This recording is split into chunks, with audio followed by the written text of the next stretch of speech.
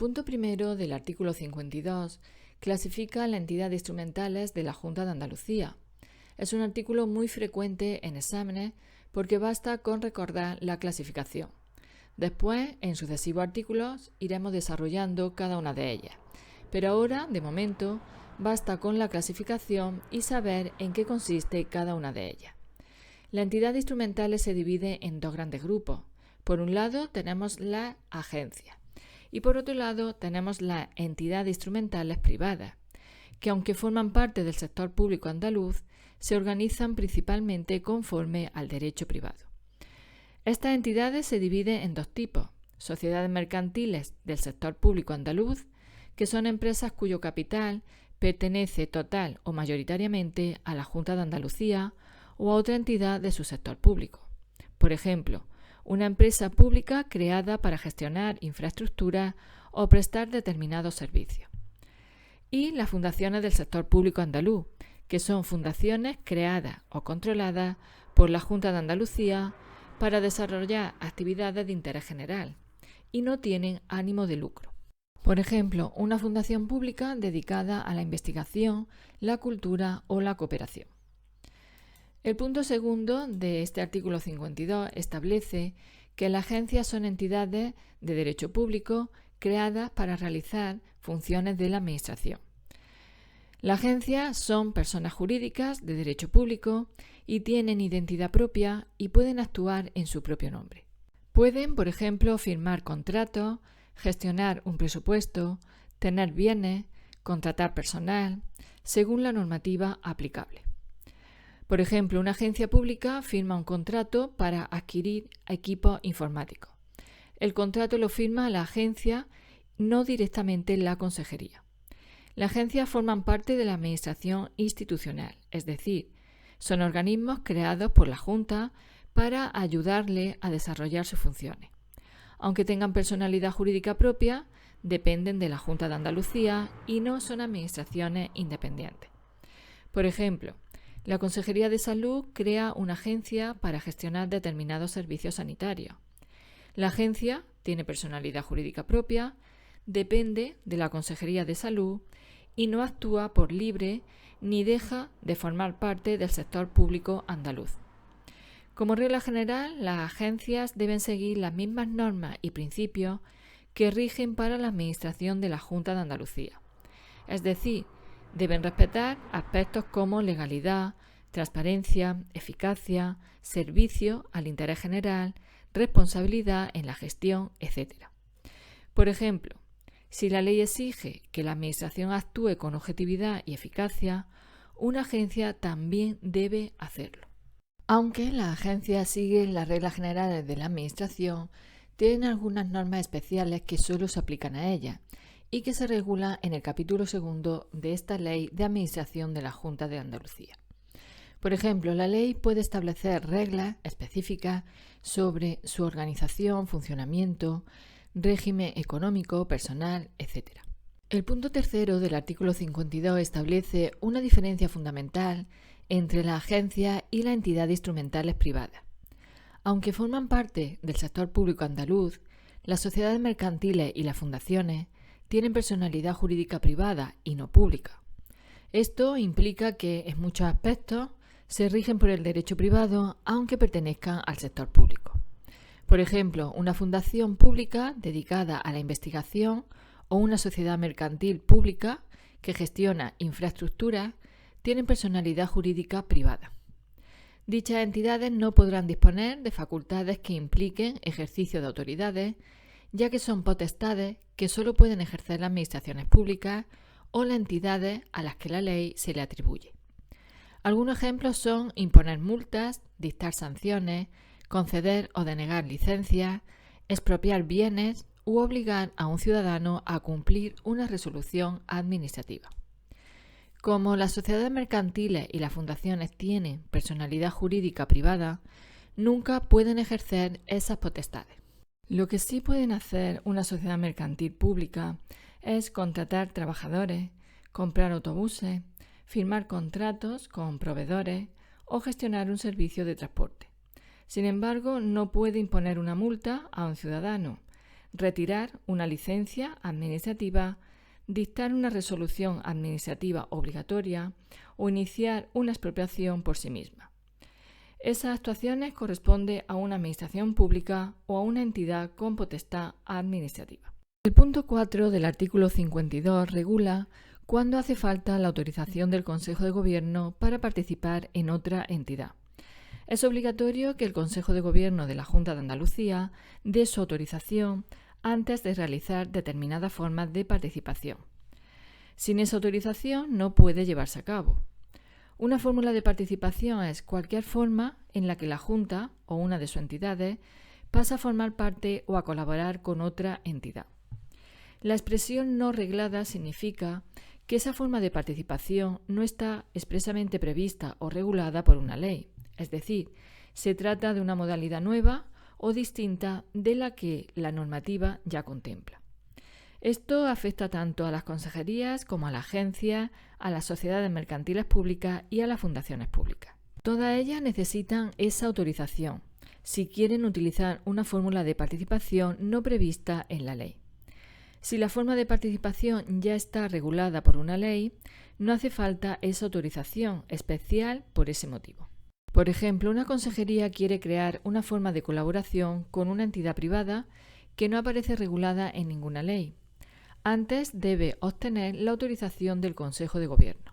El ejemplo contrario sería cuando una ley ya permite que una agencia pública participe en un consorcio siguiendo un procedimiento concreto.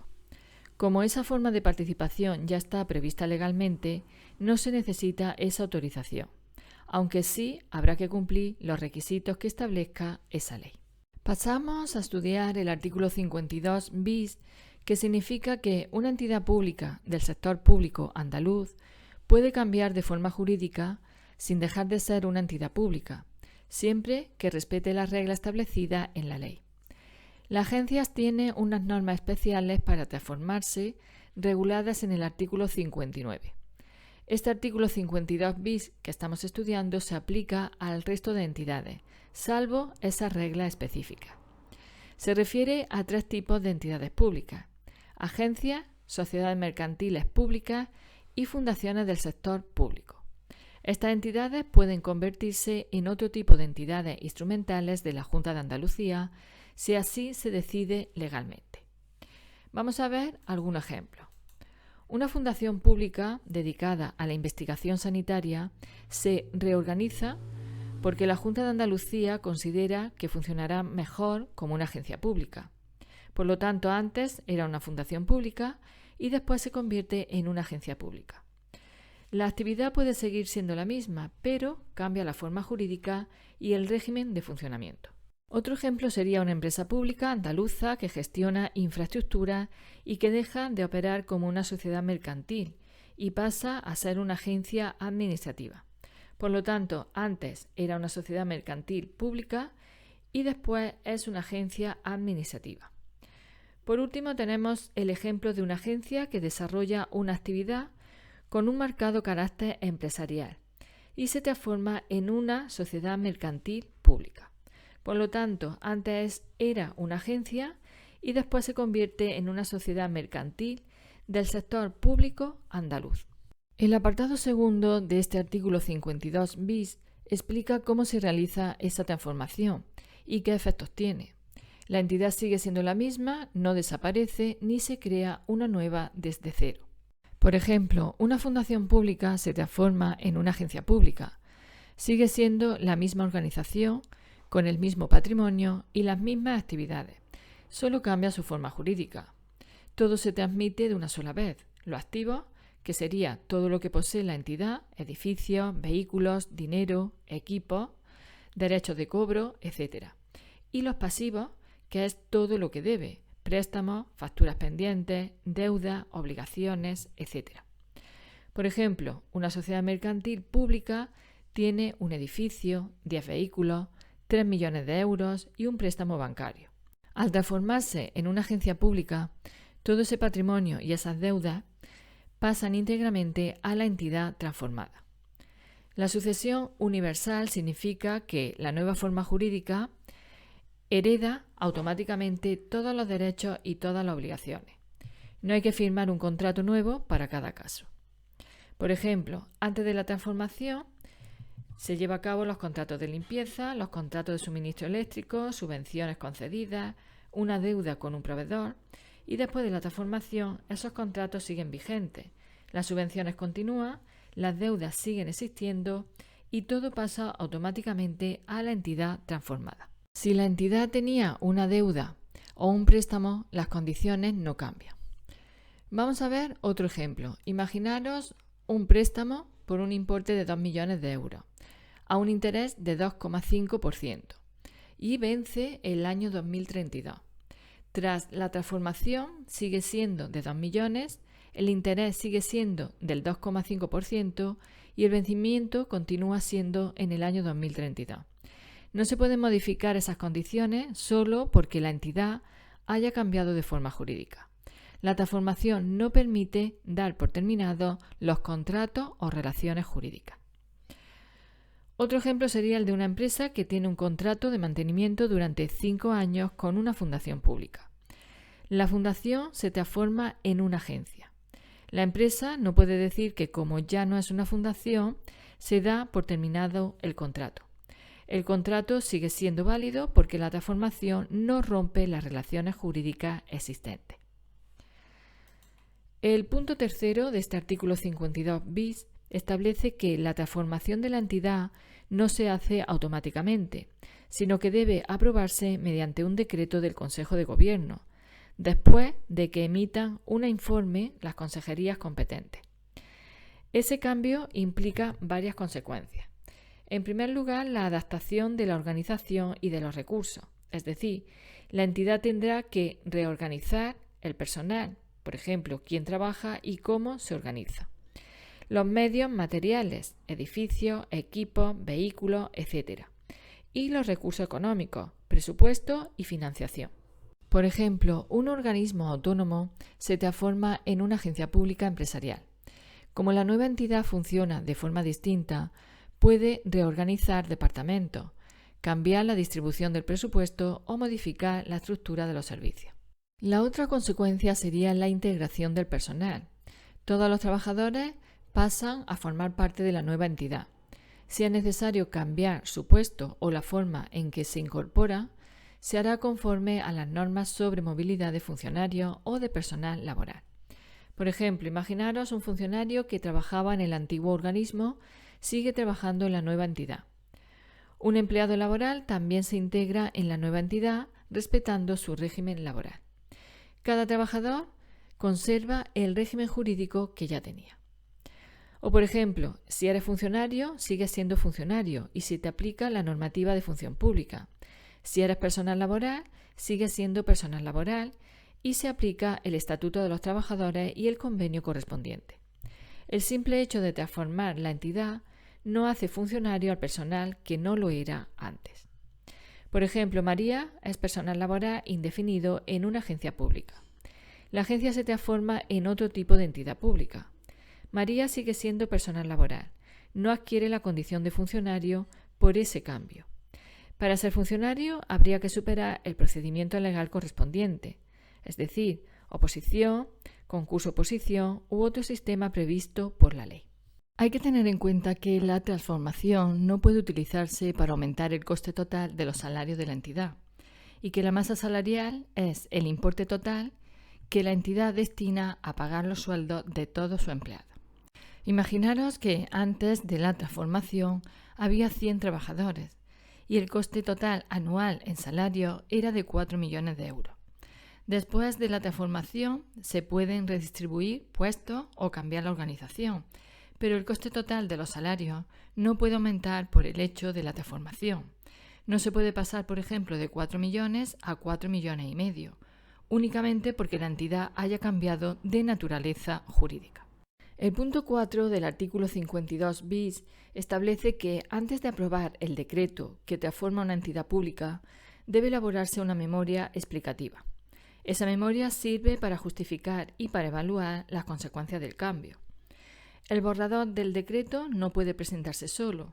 Debe incluir un documento, que es la memoria, que explique por qué se quiere hacer la transformación y cuáles serán sus efectos. La memoria debe contener al menos 3 aspectos. El primero de ellos es justificar la transformación. Hay que explicar por qué es necesario cambiar la naturaleza jurídica de la entidad. Por ejemplo, una agencia pública ha asumido nuevas funciones y el gobierno considera que otro tipo de entidad es más adecuado para gobernar esos servicios. La memoria debe explicar las razones de ese cambio. Hay que analizar cómo afectará la transformación al dinero y al presupuesto. Debe indicar, por ejemplo, si habrá ahorro o mejor eficiencia, si cambian los gastos de funcionamiento, cómo se financiará la nueva entidad y si el cambio tiene impacto en el presupuesto. Por ejemplo, la memoria puede indicar que la transformación permitirá reducir gastos administrativos sin aumentar la masa salarial. Debe indicar qué ocurrirá con los trabajadores una vez realizada la transformación. Por ejemplo, cuántos funcionarios habrá, cuánto personal laboral habrá, si se reorganizan departamentos, cómo se integrará el personal y qué régimen jurídico tendrá cada empleado. Por ejemplo, una entidad tiene 40 funcionarios y 25 trabajadores laborales. La memoria deberá explicar que los 40 funcionarios seguirán siendo funcionarios y que los 25 laborales seguirán siendo laborales y cómo quedarán distribuidos en la nueva organización. Por ejemplo, imagina que el gobierno quiere transformar el Instituto Andaluz X en una agencia pública. Antes de aprobar el decreto, prepara una memoria donde explica la justificación, es decir, la nueva forma jurídica que permitirá gestionar los servicios con mayor eficacia, y el impacto económico, es decir, que no aumentará el gasto público y que se aprovecharán mejor los servicios existentes. Y en último lugar, la memoria debe contener la situación del personal. Los 120 empleados se integrarán en la nueva entidad, los funcionarios conservarán su condición de funcionarios y el personal laboral seguirá siendo laboral, respetándose todos sus derechos. Vamos con el artículo 53 de esta Ley de Administración de la Junta de Andalucía, que establece que los organismos públicos que dependen de la Junta de Andalucía deben trabajar de forma organizada para ofrecer servicios cada vez mejores. Para ello deben utilizar métodos y procedimientos para que su trabajo sea eficaz, ordenado y que esté en mejora continua. Deben revisar cómo trabajan, detectar errores y corregirlos. Si producen algún bien o prestan un servicio a los ciudadanos, deben asegurarse de que tengan un nivel de calidad adecuado. Esto también se aplica a los servicios relacionados con el medio ambiente, como puede ser la gestión de residuos, los parques naturales o el control de la contaminación. Por ejemplo, imaginaros una agencia de la Junta que atiende solicitudes de ayuda. Sin gestión de calidad, unas solicitudes tardarán 10 días y otras 3 meses. Sin embargo, con una gestión de calidad, se establece que todas se resolverá en un máximo de 30 días y controlarán si se cumple ese plazo.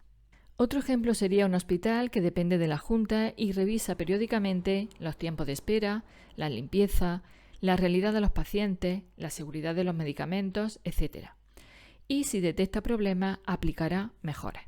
O por ejemplo, una agencia que gestiona un parque natural y comprueba que los senderos están en buen estado, controla la recogida de residuos, mide la calidad del agua y del aire y si detecta contaminación, toma medidas para solucionarla. O por ejemplo, un instituto público de formación que evalúa si los cursos son útiles, la satisfacción de los alumnos y el porcentaje de personas que encuentran empleo después. Con eso debe mejorar sus programas.